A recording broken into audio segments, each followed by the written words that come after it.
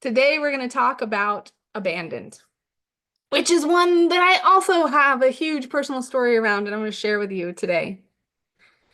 This is the story of isolation, being left behind, being cut off, being thrown into unfamiliar circumstances and conditions like a new town, a new country where you don't know anyone, being or going through a medical crisis, in the hospital with nobody around to support you.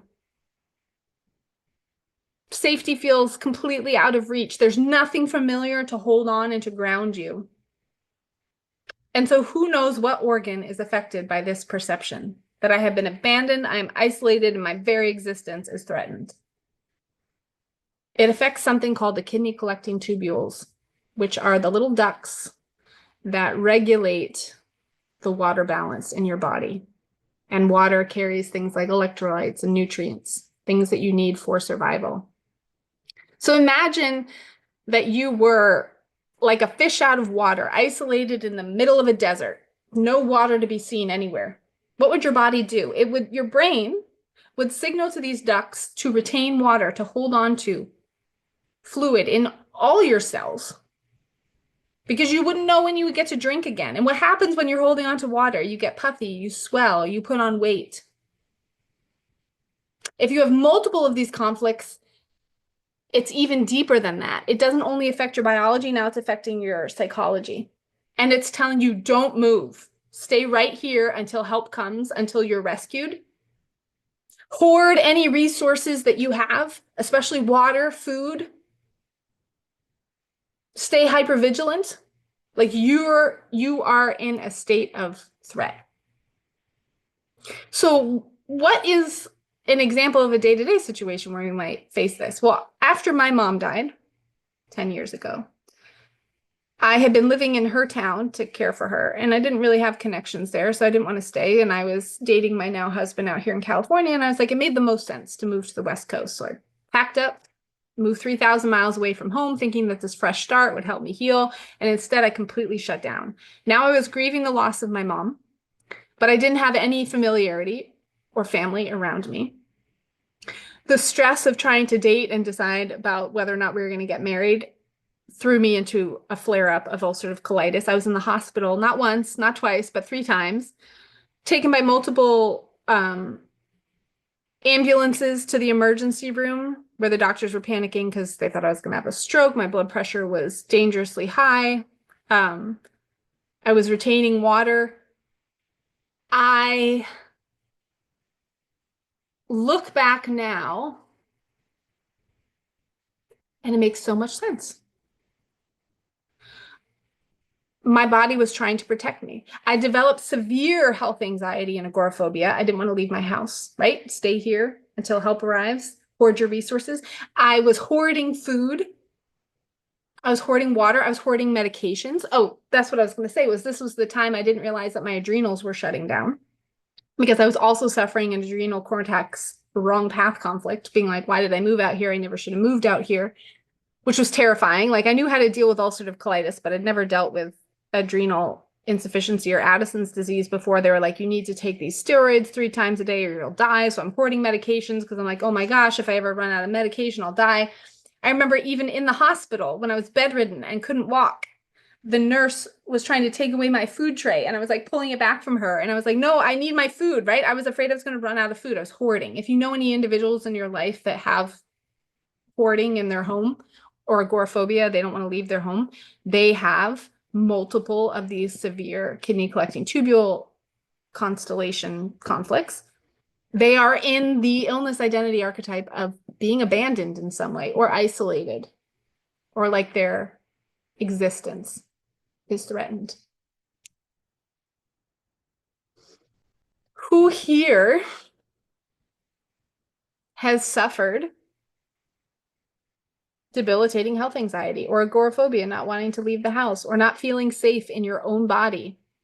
You've been through multiple hospitalizations, testing, procedures, diagnoses. You don't have a great support system. People kind of stop coming around after you've been sick for a while. I got a lot of hands in the chat. Yeah, so you can relate. The thing that's hard to realize when we're in it is that our perception is driving our suffering. The story that we're telling ourselves about our situation is what's causing the suffering. Are there times when we're legitimately cut off from support or don't really feel like people are reaching out, or we're dealing with very scary health symptoms? Absolutely. But there are people that go through those same things and don't get debilitating health anxiety or putting on water weight and becoming puffy and getting these dark circles under their eyes and their hands and their feet swelling, or, other related symptoms. Because what happens for those of us who go through the scenario described or have health anxiety or agoraphobia or hoarding is much earlier in life, we created this belief, this protective perception in our subconscious that people will not be there for me when I need them. Help will not arrive when I need it. That I'm alone in this. I have to figure this out myself. I have to do this for myself. And that is why when we're carrying that conditioning, whether conscious or unconscious, and then we're confronted with something like a parent dying and moving 3,000 miles away and ending up in the hospital, we're responding to that from this place of abandonment. That is where the suffering comes from. It isn't what happened to you, it's what you made it mean or what you chose to believe about it. So how did I finally heal?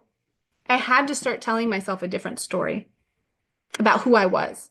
I had to stop making it mean that just because I was 3,000 miles away and my family wasn't really reaching out, that somehow I wasn't worthy of that.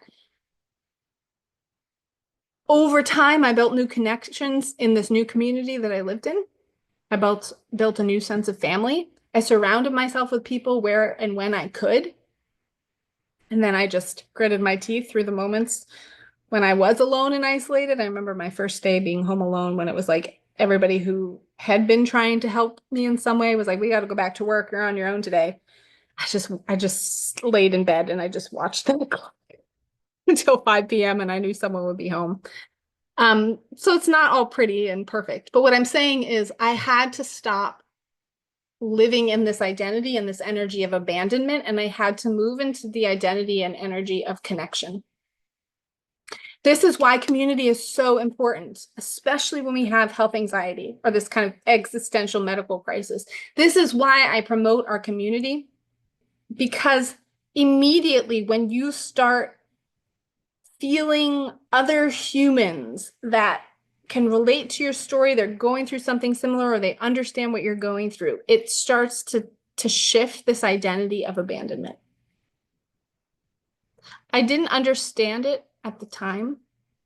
I remember laying there in bed, crying out to God, but even God didn't feel close at that time because I felt abandoned by that personality too. Just crying out to anything that would hear me, like, why me? For many of us, for many of you, this abandoned identity shows up like that. Feeling excluded, forgotten, or unseen. Insomnia, hypervigilance. I don't think I slept for 21 days straight. I don't know how. I didn't go into complete psychosis. It did not feel safe to sleep. If you have ever felt like safety has been pulled out from under you, this pattern is probably familiar. Who can relate? As I started to create new connections in my new community, eventually my husband and I did get married. And it was about 6 months after we got married that I went into a resolution of this kidney collecting to-go conflict. And you know how I know? Do you know what the symptoms are? Kidney stones. Did you know that kidney stones are a healing symptom in your body? They're not a sign that something's wrong or broken. They're a sign that you've actually resolved the feeling of abandonment, isolation, and existential crisis. And that was when I remember everything shifting. It wasn't even something that happened big. It was just like this quiet acceptance in my body of, we're okay now. This is home now. This is family now. So if you're currently in an active state of adaptation and conflict, can you listen to your body instead of fighting it? Can you see it as helping you instead of harming you? Can you rebuild a sense of safety inside yourself, rather than waiting for external circumstances to shift? So once I stopped blaming my body, my symptoms softened and I started to feel safer. But I had to stop being the identity of the abandoned one that was crying out to be seen and blaming my body for being broken before I could feel better. And this is the trap that most of us get stuck in. We think that we need to feel better before we can feel safe, but it's not true. We need to feel safe before we can feel better physically. Where are you seeing yourself reflected in the patterns that I'm discussing? Your comment said, I've had insomnia bad, but not as bad all throughout. And insomnia is actually like a general conflict active or healing phase. So it can come with many different conflicts, but it's absolutely present, or was present for me during my active kidney collecting tubular conflict. You said, oh man, I've had kidney stones many times. Good to know. Yeah. So think back to those times. Where was I feeling abandoned, isolated, or like my existence was threatened?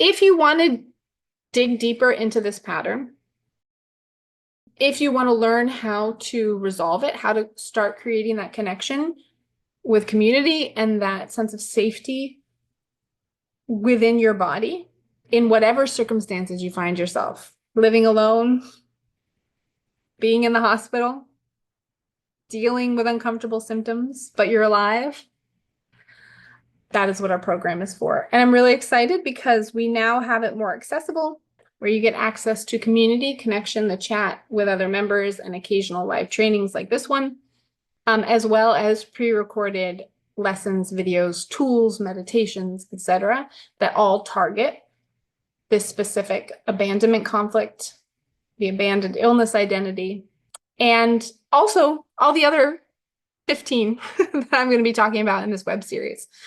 But we're starting here with this first one. The reason that it's most important is if we have an active abandoned illness identity, it makes any other conflict or symptom that we have worse, because when the body is retaining water, it makes swelling and therefore pain more uncomfortable, more complicated.